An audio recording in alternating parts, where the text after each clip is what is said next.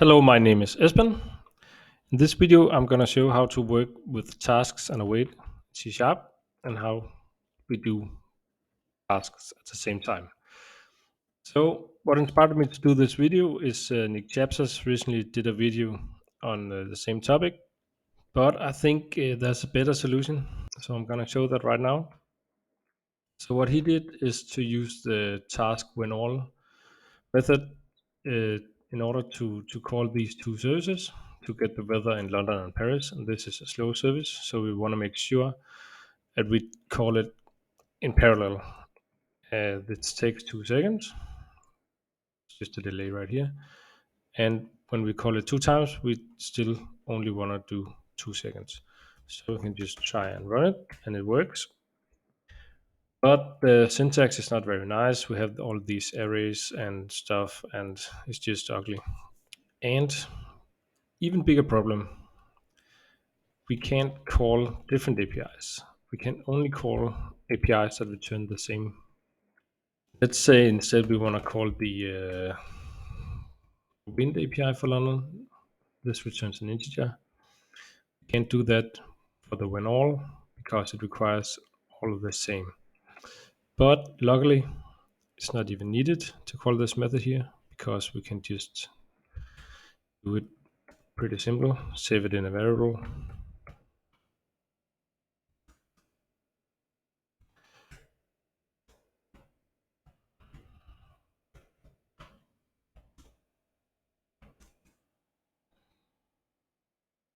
And that is almost this. Just need to do the await.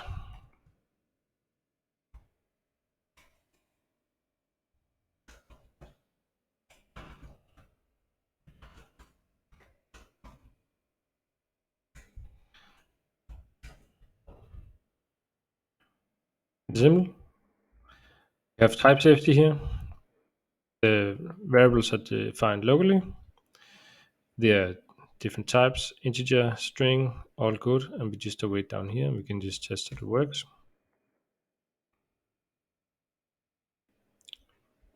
Two seconds.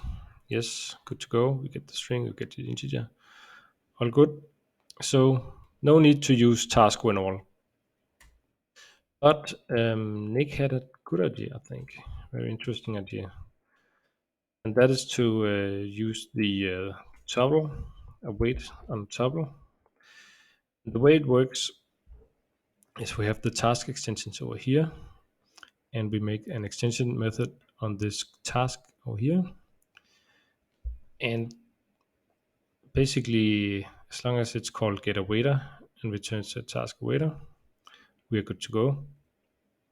So we can just try that.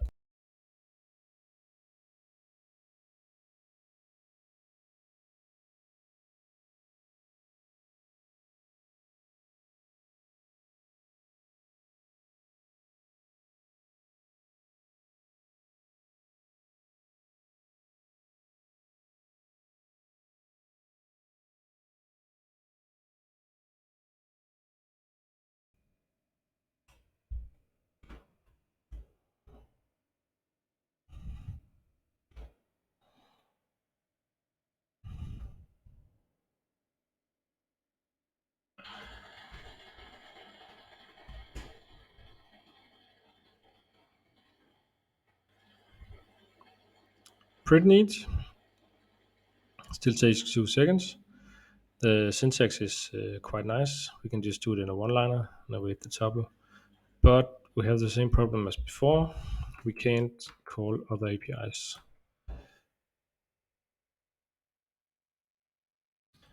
But luckily, it's pretty easy fix. Just change it up a bit. So instead of one type here, just give it two.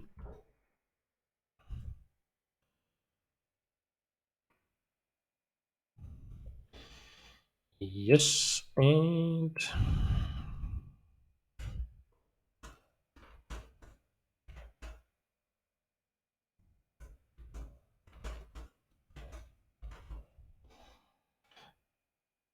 Use the when all, use the result,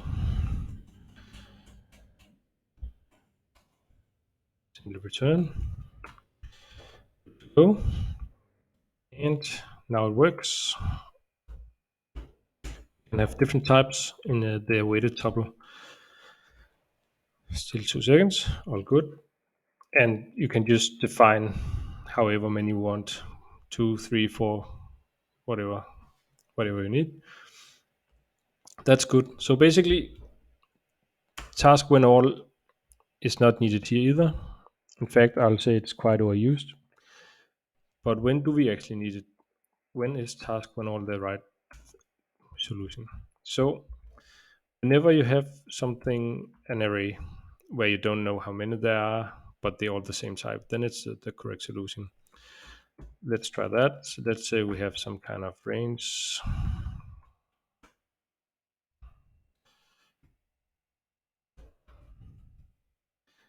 And just select a bunch of tasks. Just do play.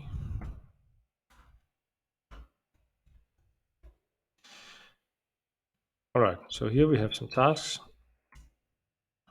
and we want it to be delayed, basically. Here, task when all is the correct solution. So we can just supply the array or the enumerable, and we're good to go. And we just need to await it. And let's try that. And let's keep that one.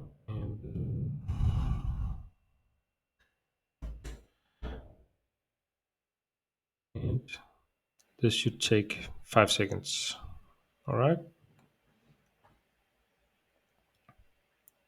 Yes, it did. All right.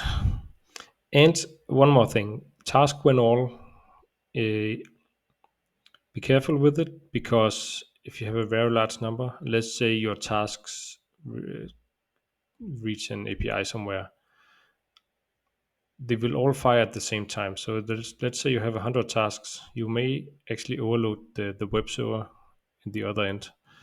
So in that case, you may need to do some batching or some other technique, because it is quite powerful. But there's not a pool or something like that. It's just fires all and then awaits all in the end. So be careful. All right. Thanks for watching. See you.